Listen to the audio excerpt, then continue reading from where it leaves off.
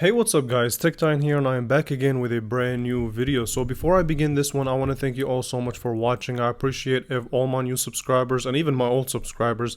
But if you haven't subscribed yet, make sure you do so. We're really close to that 30,000 subscriber mark point. Also, like this video if you enjoyed it.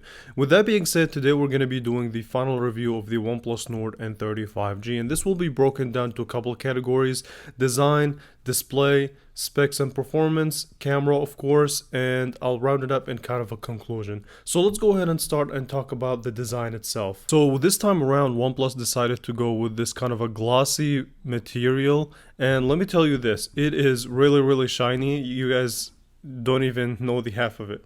And let me just tell you this as well, it is also a fingerprint magnet, so keep a case on you. If you want to show off the phone, put a clear case. If not, just put any regular case on it. But yeah, it's definitely a reflective phone. I don't want to say it doesn't look clean. It does look clean, so long as you don't touch the back, of course.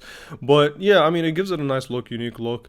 And in addition to that, the OnePlus logo kind of stands out a little bit. It's more pronounced than previous devices, if you ask me, but that's just my opinion. Also, on the back of the phone, you do get the triple camera setup. They may look like a dual camera setup, but it's actually a triple camera setup. We're going to talk about the camera later on in the video, but basically, the way that they designed it is that they put two big lenses. One of them has your main sensor, which is 108 megapixels. The other one has like kind of two small sensor, which acts as your macro and depth. And you also have the big LED flash on the right hand side next to the camera lenses. In addition to all of that, the camera does protrude quite a bit, so it will not sit flat on any flat surface, so don't get your hopes up. Make sure when you have a case on it that the case kind of covers the camera lens as well. Now, in addition to all of that, the bottom has your headphone jack, your microphone, your USB-C, as well as your speaker. And that USB-C port is special just because it supports up to 50 watt of fast charging. International model actually supports 80 watts. So it's crazy how fast OnePlus devices can charge nowadays. More on that also in the spec segment of this review. In addition to all of that, the right hand side has your power button / fingerprint sensor. Now, on the previous generation OnePlus Nord N30, the fingerprint sensor was embedded to the display. This time around, OnePlus took kind of a cheaper approach and put it on the right hand side with the power button, which is typical in Android phones nowadays. The left hand side does have your volume up and down. Now, the buttons overall are clicky, tactile, very quality, so I don't really have a big problem with them. Initially, I didn't like the click of the power button, but it took me some time. I got used to it and I'm overall satisfied with it. And as far as the design goes, overall it's kind of a subjective thing. The only thing that I really don't like is how much fingerprints the back catches. Other than that, the design is a thumbs up in my book. Now let's switch to topic of conversation and talk about the display itself. So this time around we have a 6.72 inch display, 2400 by 1080p, so it's not OLED, unfortunately. It is IPS LCD panel. However, it does support up to 120 Hz refresh rate. It has always on display. And as far as the display itself, I know it's not last year's OLED display, however, I do have to give it its props. Listen, if I'm putting this phone in a vacuum, just comparing it by itself without looking at previous predecessor, then I would tell you that this is definitely a quality LCD display. It's really good. It does get decently bright, not as bright as an OLED, but it gets decently bright. It's sharp, vivid, does what you would expect in a display. And as far as your content consumption, it's also pretty good. So I don't really have any complaints about the display. Listen, am I disappointed that it wasn't OLED? Yeah, but at the end of the day, this is just the route that OnePlus decided to take. It is what it is. It's up to you to see if OLED is really that top of a priority if you're a OnePlus fan. As far as the speaker, here, I want you guys to take a listen to it and I'll get back to you on the final words on the display and the speaker quality. So the main sensor here is a crazy 108 megapixels, which is really high resolution, and it is at f1.7 aperture. And you also get two cameras at the bottom, so you get a 2 megapixel macro sensor and a 2 megapixel depth sensor. Now, as far as your front-facing camera, you do get a 16 megapixel at f2.4 that supports also HDR and panorama, and it does shoot video at 1080p at 30 frames per second. But okay, so overall the speaker on this phone is very impressive, really loud, crisp, and just does the job. I think it's a better speaker than last year's generation. But overall, as far as the display as a package, it's it's good. It's not the best, but it's definitely a really good IPS panel. Okay, so now let's switch to so now let's actually talk about the specs of this phone, which is really where OnePlus likes to flex a lot. All right, this time around we have the Qualcomm Snapdragon 695 GPU, and it is based on 5G and a 6 nanometer architecture. It's an octa-core where two of the cores are 2.2 gigahertz and the six cores are clocked at 1.6 gigahertz. You have the Adreno 619 for GPU, 128 gigabyte of standard storage, does support micro SD slot. In addition to all of that, you have a really nice flex of 8 gigabytes of RAM. And what that really translates to is stellar performance. It did a really fantastic job in pretty much all the tasks that I throw at it. Now, it's not a flagship processor and it's not flagship specs, but it sure as hell kept up. As far as your benchmark scores, they're not the greatest, so you do get a 907 on a single core and 2093 on multi-core. But listen, overall though, when it comes to multitasking, it is a boss and it does it and it handles it very well thanks to that 8 gigabytes of RAM.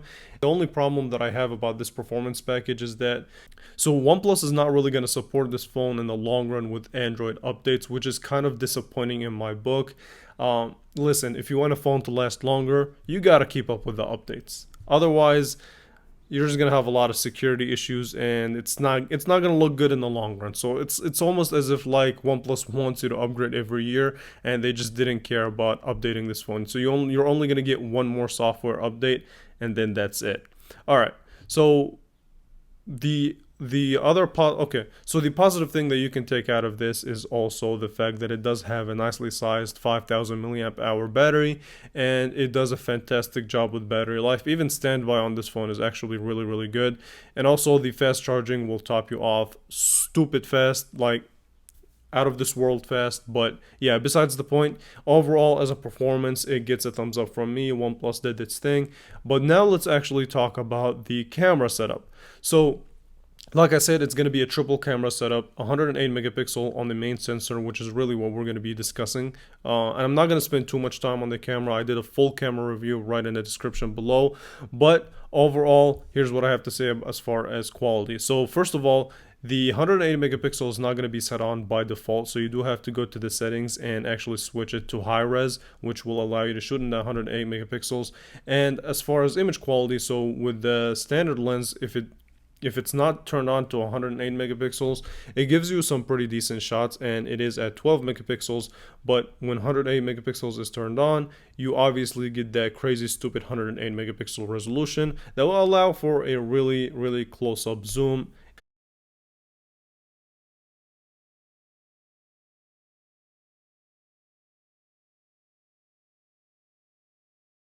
When it comes to natural light and really good lighting conditions, then this phone will do as good of a job as any other phone at this price point, to be honest with you. As far as the complaints that I have about it, sometimes it does miss focus on the actual subject that I wanted to focus on, but colors are decent. I wish they were just slightly more vibrant and slightly more saturated, but that's just my pick. Dynamic range on here is also fine. It's kind of washed out though. It's not as colorful, as vibrant, as high dynamic range as I would like it to be. The selfie camera also tends to overexpose or underexpose. It doesn't really have a middle ground. And the video quality and the video capability, this phone only shoots up to 1080p. Not really the crispiest video that you'll see, but it's decent. The colors again are washed out, but in video scenarios you can easily just add more colors in post editing, but that's just extra work that you have to do. All right, so overall, here's my conclusion on this phone itself. So this is a pretty good phone for the price. So it's priced, I think, appropriately at $299. And if you're a OnePlus fan that still likes the old OnePlus motto of never settling and keeping like a budget-friendly price on phones, then this will be the phone for you. Otherwise, here's what I have to say. Are there better options at a similar price point? I'm sad to say, yeah, there is. Obviously, the first one that comes to mind is the Google Pixel 6a, and you also have things like the Galaxy A54. Now, the A54 is slightly higher in price, but I think you get better features and better camera. As far as performance go, OnePlus does what they do best. It is a letdown display from last year's generation just because last year did have OLED. But if you guys want to see the full comparison between the OnePlus Nord N20 and the OnePlus Nord N30 and see if it's worth the upgrade or not, then I'll make it happen. But overall, as far as I'm concerned, if you have the Nord N20 5G and you're happy with it, I don't see a reason why you should upgrade to the N30. I think it's not as big of an upgrade as some people may think. Alright, so with that being said, hopefully you guys enjoyed this one. If you did, make sure you leave a thumbs up. It's really greatly appreciated. Subscribe to the channel and help me get to that 30,000 subscriber mark point, and I will catch you guys in the next one. Thank you all for watching.